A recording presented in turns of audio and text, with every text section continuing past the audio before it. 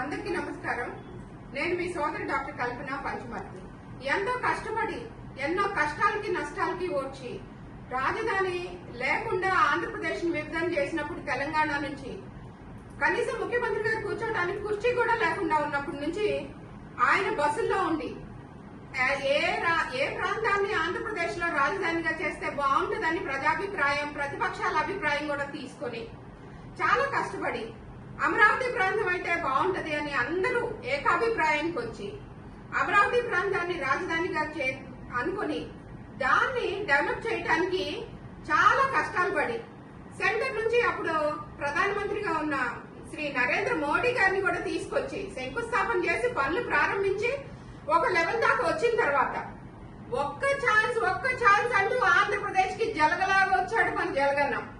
వచ్చి మనం అభివృద్ధి చేస్తున్న అమరావతి రాజధాని కాదు అని మూడు ముక్కలాట్లాగా మూడు రాజధానులు కావాలి ఆంధ్రప్రదేశ్ కని చాలా అంటే ఏ కార్యక్రమాలు మంచిగా జరగకుండా, ప్రోగ్రెసివ్ గా, ప్రొడక్టివ్ గా, పాజిటివ్ గా జరగకుండా అసలు అమరావతి కాదు రాజధాని అని ఆంధ్రప్రదేశ్ బ్రాండ్ ఇమేజ్ ని చాలా డౌన్ అయ్యేటట్టుగా చేసి ప్రజల ఆకాంక్షల్ని పట్టించుకోకుండా కల్తీ మద్యం అని గంజాయితో యువతని చాలా రకాలుగా అండి అన్ని ఫీల్డ్స్, అన్ని వాక్స్ ఆఫ్ లైఫ్ ఇబ్బంది పెట్టారు. ఒక్క ఛాన్స్ అని అవకాశం ఇచ్చిన జగన్మోహన్ రెడ్డి గారికి ప్రజలు చేసిన తప్పు తెలుసుకున్నారు.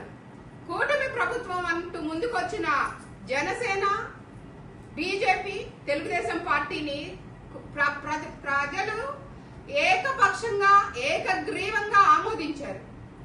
వాళ్ళు పెట్టిన ఎన్నికల మేనిఫెస్టోకి ప్రజలందరూ నచ్చి చాలా 175 ఎంత మంచి మెజారిటీ ఇచ్చారు.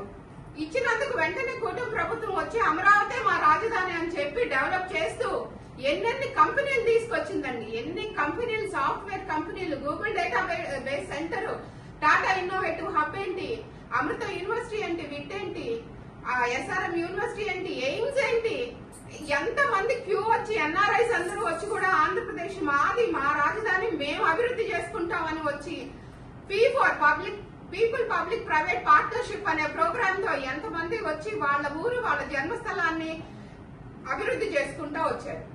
ఇప్పుడు మాకు అమరావతి ప్రాంత ప్రజలందరికీ గుంటూరు వాస్తవ్యం, మేమందరం గుంటూరు పశ్చిమ నియోజకవర్గంలో అమరావతి శాశ్వత రాజధాని ఆంధ్రప్రదేశ్ కి అని ఒక గెజిట్ రావటం, ఇక్కడ శాసనసభలో అక్కడ పార్లమెంటులో ఆమోద పొందటం, ఇవాళే ద్రౌపది ముర్ము గారు దాన్ని ఆమోద ముద్ర వేసి అమరావతి శాశ్వత రాజధాని అని చెప్పటం మా అందరికీ చాలా గర్వకారణంగా ఉంది. ఇంతటి చక్కటి పండుగని మా ఇంటి పండుగగా, మా పసుపు పండుగగా, మా మహిళల పండుగగా, మా అమరావతి ప్రాంత మహిళల పండుగగా మేము చేసుకుంటూ దీపాలు వెలిగించుకొని ఇవాళ మేము సెలబ్రేట్ చేసుకుంటున్నాం. మాకు అమరావతి క్యాపిటల్ గా వచ్చినందుకు ఆంధ్రప్రదేశ్ కి చాలా సంతోషంగా ఉంది. సంతోషంగా, ఆనందంగా అందరం ఉన్నాం.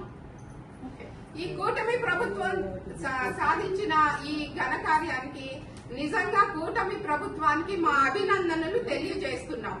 అందరూ ఒకసారి కూటమి ప్రభుత్వానికి గట్టిగా